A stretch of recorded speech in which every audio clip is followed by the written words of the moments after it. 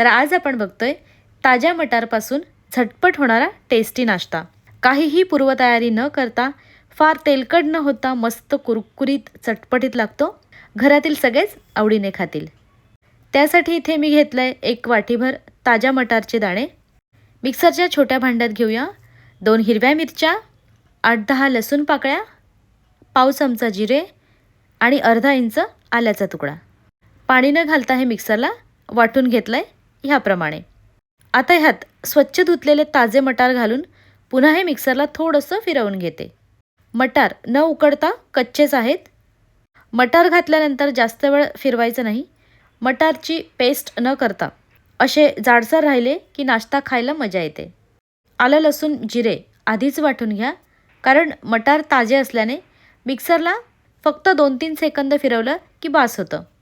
ह्यात थेंबभरही पाणी घालायची गरज पडत नाही। असं ह्याप्रमाणे ठेवायचं। मटारची पेस्ट झाली की तेवढी चव लागत नाही, त्यामुळे असं जाडसर ठेवायचं।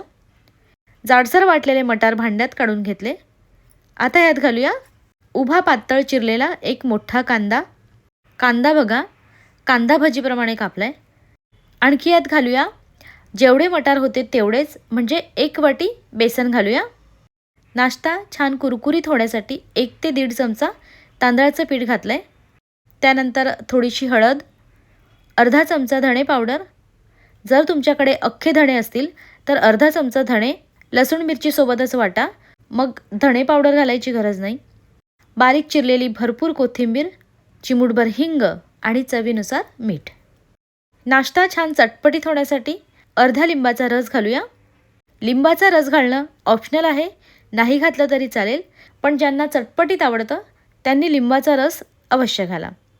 सगळं घालून झाल्यावर मिक्स करूया। ह्यात पाणी अजिबात घालावं लागत नाही। मटार, लिंबाचा रस ह्याच्या ओलाव्यानेच हे व्यवस्थित होतं। कांदा असा जरा चुरून मिक्स करून घेतला की कांद्याला पण पाणी सुटतं। तर हे बघा आपण ह्याच्यात पाणी घातलेलं नाही आहे, तरीसुद्धा हे छान भिजलंय। जास्त पातळ नाही आणि खूप जास्त घट्टही नाही। हे असं ह्या पद्धतीचं झालं पाहिजे।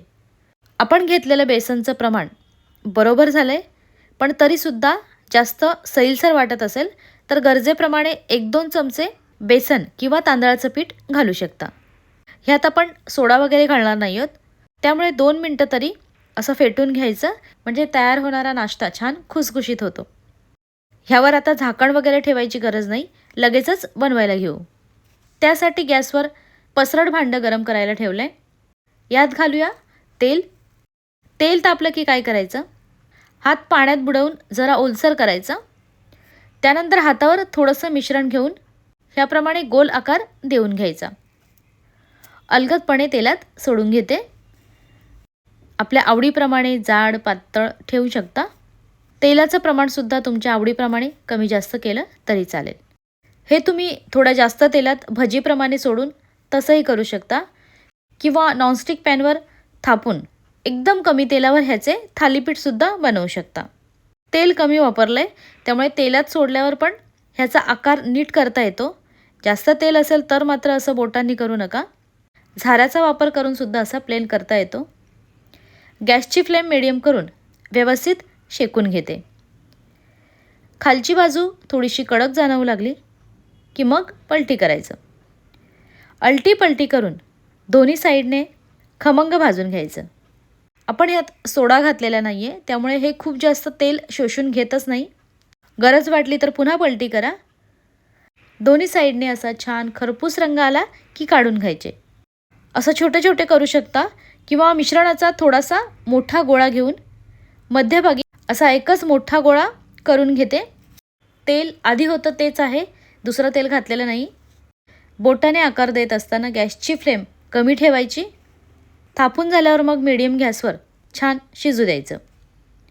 खूप जास्त जाड किंवा पातळ न करता मध्यम जाडीचं ठेवलंय।